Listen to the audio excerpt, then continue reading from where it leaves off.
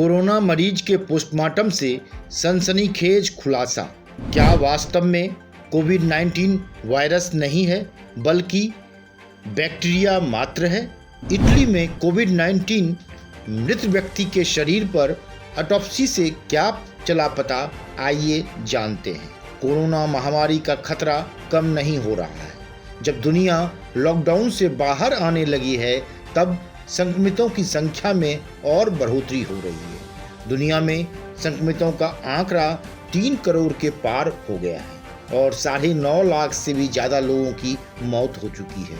यह बहुत ही चिंताजनक आंकड़ा है। लेकिन इसी बीच इटली से आई यह खबर चौंकाती है कि वायरस के रूप में कोविड-19 मौजूद है ही नहीं, बल्कि यह तो बहुत बड़ा ग्लोबल घोटाला है। ये बातें सोशल मीडिया प्लेटफॉर्म पर पहले भी तैरती रही हैं कि कोविड-19 वायरस से घबराने की ज़रूरत नहीं है, बल्कि यह एक साधारण फ्लू की तरह ही है जिसका उपचार भी सामान्य प्रक्रिया से किया जा सकता है। लेकिन दुनिया में कोरोना खौफ का पर्याय क्यों बन रहा है? क्यों इतनी जानें जा रही हैं? यह बहुत बड़ा सवाल है। जिस तरह पहले भी इस वायरस को लेकर यह सवाल उठता रहा है कि इसके पीछे चीन और WHO की बहुत बड़ी साजिश है, ठीक ऐसा ही आभास इटली के डॉक्टरों द्वारा एक कोविड-19 मृत व्यक्ति के शरीर पर ऑटोप्सी पोस्टमार्टम करने के बाद आई सच्चाई से भी होता है। जांच में पता चला है कि वायरस के रूप में कोविड-19 मौजूद है ही नहीं। असल में लोग तो एम्प्लीफाइड ग्लोबल 5 इलेक्ट्रोमैग्नेटिक रेडिएशंस जो जहर होता है के कारण मर रहे हैं। ऐसे में चीन और WHO पर शक का गहराना जायज़ है, क्योंकि जब पूरी दुनिया लॉकडाउन में रही तो चीन ने केवल वुहान शहर को ही क्यों लॉकडाउन किया? क्या दुनिया के अन्य देशों की अर्थव्यवस्था को ध्वस्त करने के लिए उसने इस तरह की साजिश तो नहीं रची, जिसमें WHO ने भी उसका साथ दिया? अमेरिकी राष्ट्रपति पहले ही इस तरह का आरोप लगा चुके हैं, जिसके कारण अमेरिका से WHO को होने वाली फंडिंग को भी बंद कर दिया गया है। अमेरिका के बाद इस कतार में दुनिया के और भी देश शामिल हो चुके हैं।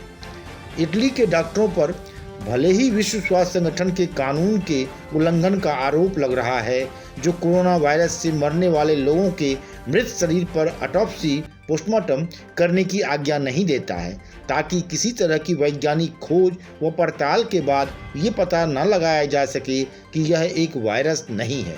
पर डॉक्टरों की इस रिपोर्ट से उन लोगों को मनोवैज्ञानिक शक्ति जरूर मिलती है जो कोरोना को बहुत बड़ा खौफ मानकर चल रहे हैं। अधिकांश लोगों की जान तो खौफ में ही जा रही है। यानी हम इस वायरस को लेकर सामान्य वायरस की तरह सकारात्मक रहेंगे तो इसके परिणाम उतने घातक बिल्कुल नहीं होंगे जितने हम आंकड़ों में देख रहे हैं। इटली के डॉक्टरों की जांच में यह पता चलना बेहद महत्वपूर्ण है कि यह महज एक बैक्टीरिया है जो मौत का कारण बनता है, जिसकी वजह से नसों में खून की गांठें बन जाती हैं। यानी इस बैक्टीरिया के कारण खून नसों व नाड़ियों में जम जाता है और यही मरीज की मौत का कारण बन जाता है। इटली के डॉक्टरों की इस जांच को इसलिए भी महत्व देना चाहिए क्योंकि इटली ने इस वायरस को हराया है और कहा है कि यह फैलिया इंट्रावास्कुलर कोगुलेशंस थ्रोम्बोसिस के अलावा और कुछ नहीं है और इसका मुकाबला करने का तरीका अर्थात इलाज एंटीबायोटिक्स, टैबलेट्स, एंटी इन्फ्लेमेटरी और एंटीकोगुलेंट्स को लेना ही है, जिससे मरीज ठीक हो जाता है, जो पूरी तरह यह संकेत देता है कि इस बीमारी का इलाज संभव है। कुछ और इतालवी वैज्ञानिकों के अनुसार वेंटिलेटर्स और इंटेंसिव केयर यूनिट की कभी ज़रूरत ही नहीं थी। इसके लिए इटली में अब नए सिरे से प्रोटोकॉल जारी किए गए हैं। इस पूरी कहानी से इतना तो पता चलता है कि चीन इसके बारे में पहले से ही जानता था, मगर इसकी रिपोर्ट कभी किसी के सामने उसने सार्वजनिक नहीं की, जो इसे उसकी बहुत बड़ी चालबाजी का हिस्सा साबित करता है। इसीलिए इटली के डॉक्टर भी यह सुझाव देते हैं कि कोरोना को बहुत बड़ा हवा बनाने की ज़रूरत नहीं है। अपने सारे परिवार, पड़ोसियों, जानकारों, मित्रों, सहकर्मियों को भी यह जानकारी साझा करें ताकि वो कोविड-19 के डर से बाहर निकल सकें और उनकी यह समझ में आए कि यह वायरस बिल्कुल नहीं है बल्कि एक बैक्टीरिया मात्र है जो 5 रेडिएशंस के कारण उन लोगों को नुकसान पहुंचा रहा है जिनकी रोग प्रतिरोधक क्षमता बहुत कम है। यह रेडिएशंस इन्फ्लामेशंस और हाइपोक्सिया भी पैदा करता है।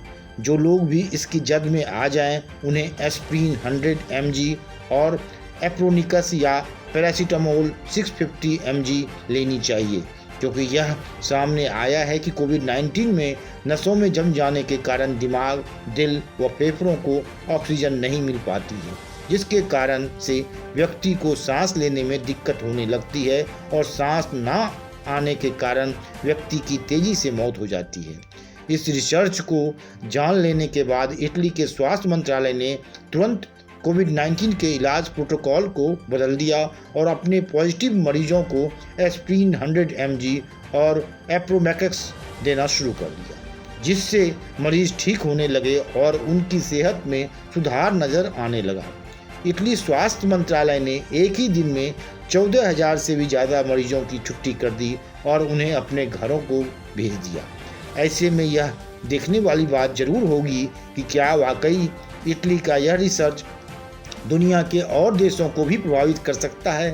क्या वे इटली के फार्मूले पर चल सकते हैं या फिर WHO के निर्देशों का ही पालन करेंगे, जिस पर कोरोना के मामले में लगातार चीन से मिलीभगत का आरोप लग रहा है। Bureau report, one day मैट्रम्स।